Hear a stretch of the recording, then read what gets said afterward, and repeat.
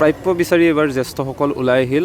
বহুত দিন ধৰি তেওঁলোকে যিদৰে বছৰ বছৰ ধৰি এটা পথৰ দুৰৱস্থাৰ বাবে তেওঁলোকে যিহেতু ভুগিব লগা হৈছিল আৰু ফলশ্ৰুতিত তেওঁলোকে চৰকাৰৰ ওচৰত মন্ত্ৰী বিধায়কৰ ওচৰতো বহুবাৰ স্মাৰকপত্ৰ প্ৰদান কৰিলে। তাৰ পাছতো কিন্তু আজি পৰ্যন্ত তেওঁলোকৰ এই সমস্যা সমাধান হোৱা নাই। সেয়েহে গাঁৱৰ জ্যেষ্ঠসকল, এই অঞ্চলটোৰ জ্যেষ্ঠসকল ওলাই আহি আজি প্ৰতিবাদ সাব্যস্ত কৰিছে। ধুদৰ আলিৰ পৰা খামুন অভয়পুৰীয়া সংযোগী পথটি নিৰ্মাণৰ দাবীত আজি সকলো আহি পুৱাৰ ভাগতে তেওঁলোকে পথ অৱৰোধ কৰা কাৰ্যসূচী গ্ৰহণ কৰা পৰিলক্ষিত হৈছে। বিশেষকৈ বছৰ বছৰ ধৰি যি জৰাজীৰ্ণ অৱস্থাত থকা এই পথটো নিৰ্মাণৰ ক্ষেত্ৰত কিন্তু বৰ্তমান সময়ত কোনো বিভাগ হওক, জনপ্ৰতিনিধি হওক, কোনোৱেই বিশেষ গুৰুত্ব প্ৰদান কৰা নাই। ফলশ্ৰুতিত আজিৰ দিনটোত জ্যেষ্ঠসকল ওলাই আহি অঞ্চলটোৰ জ্যেষ্ঠসকল ওলাই আহি প্ৰতিবাদ সাব্যস্ত কৰিব লগা হৈছে। মই পথটো আপোনালোকক জুম কৰি দেখাইছোঁ। পথৰ যি তথৈবচ অৱস্থা, দুৰৱস্থা, ইয়াক লৈ এতিয়া যথেষ্ট সমস্যাত পৰিছে অঞ্চলটোৰ ৰাইজ। আৰু ফলশ্ৰুতিত এইদৰে এতিয়া জ্যেষ্ঠসকল, আই মাতৃসকল সকলো ওলাই আহি এইদৰে পথ অৱৰোধ কৰি প্ৰতিবাদ সাব্যস্ত কৰিব লগা হৈছে।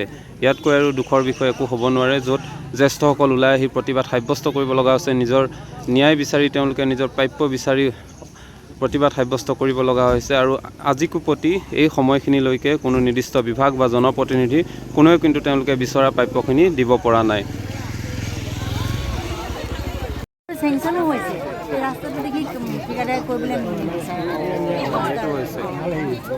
ল'ৰা ছোৱালীবোৰ গ'লত বহুত বেয়া হ'ল আকৌ ৰাস্তা দেই।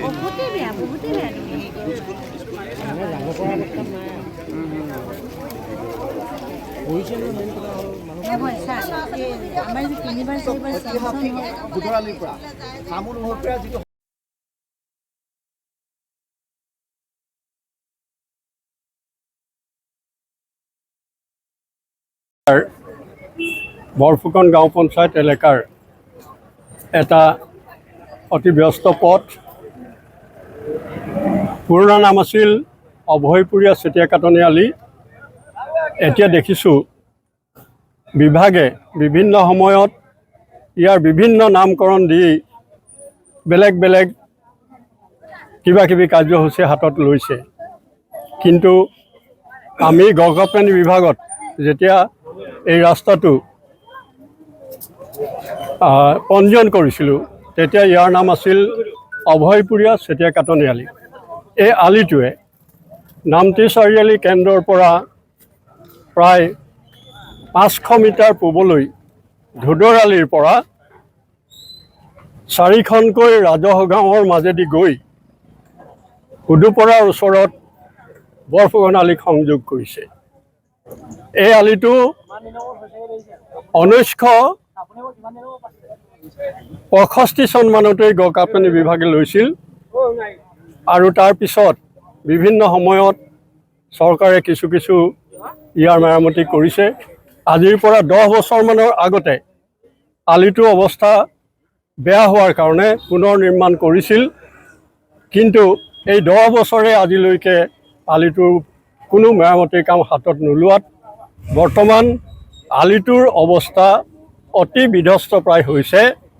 আলিটোৰ মাজে মাজে কিছুমান গাঁতৰ সৃষ্টি হৈছে, কেইবাটাও পুল ভাগি গৈছে, কিন্তু এইবিলাক চৰকাৰে কৰ্ণপাত কৰা নাই। আৰু গত সময়ছোৱাত মই উল্লেখ কৰা এই 10 বছৰৰ ভিতৰত আমি কেইবাবাৰো অসম চৰকাৰৰ গড়কাপ্তানি বিভাগীয় মন্ত্ৰী, বিষয়া, জনপ্ৰতিনিধি এইসকলক লগ কৰিছোঁ। তেখেতসকলে আমাক কেৱল মাত্ৰ আশ্বাস দিছে, প্ৰতিশ্ৰুতি দিছে আৰু শেহতীয়াকৈ আমাক প্ৰলোভনো দিছে। কিন্তু আলিটো হ'লে উন্নতি আজিলৈকে হোৱা নাই, যাৰ ফলস্বৰূপে এজাক সাধাৰণ বৰষুণ দিলেই আলিটো পানীৰে ভৰি পৰে। সৰু সৰু ল'ৰা ছোৱালীবিলাক স্কুললৈ অহা যোৱা কৰোঁতে যথেষ্ট আমনি হৈছে। উল্লেখযোগ্য যে এই আলিটোৰ কাষত কেইবাখনো প্ৰাথমিক বিদ্যালয়, এখন মজলীয়া বিদ্যালয়, 200 উচ্চ মাধ্যমিক বিদ্যালয় আৰু ওচৰৰে নামতি মহাবিদ্যালয়লৈ অহা একাংশ ছাত্ৰ ছাত্ৰীয়ে এই আলিটোৱেদি অহা যোৱা কৰিব লাগে। ইয়াৰ উপৰিও এই অঞ্চলৰ পৰা চৰকাৰৰ বিভাগত কাম কৰা বহুতো কৰ্মচাৰী আছে, তেওঁলোকে এই আলিটোৱেদি অহা যোৱা কৰিব লাগে। আৰু আলিটোৰ এনেকুৱা অৱস্থা হৈছে যে আলিৰ মাজত গোট খোৱা সৃষ্টি হোৱা কিছুমান গাঁতত পানী সৃষ্টি হৈছে, কোনটো গাঁত কিমান দ পানী ভৰ্তি হোৱাত পথাচাৰীয়ে সেইটো অনুমান কৰিব নোৱাৰি গাঁতত সোমাই পৰি দুৰ্ঘটনাও ঘটিছে। কিন্তু আমি এতিয়ালৈকে বহুবাৰ বিভাগীয় কৰ্তৃপক্ষৰ লগত যোগাযোগ কৰিও, ৰাইজৰ প্ৰতিনিধিৰ লগত যোগাযোগ কৰিও ইয়াৰ সুফল পোৱা নাই, যাৰ ফলস্বৰূপে আজি এই অঞ্চলৰ ৰাইজে পথ বন্ধ কৰাৰ দৰে চৰম কাৰ্যসূচী গ্ৰহণ কৰিবৰ কাৰণে বাধ্য হৈছে। গতিকে আমি বিভাগীয় কৰ্তৃপক্ষ আৰু সংশ্লিষ্ট সকলো পক্ষলৈকে আজি এই ধৰ্ণাস্থলীৰ পৰা পুনৰবাৰ অনুৰোধ জনাইছোঁ, নিবেদন জনাইছোঁ যে তেখেতসকলে অনতিপলমে আলিটো আমাক যাতায়াতৰ উপযোগী কৰি দিয়ক।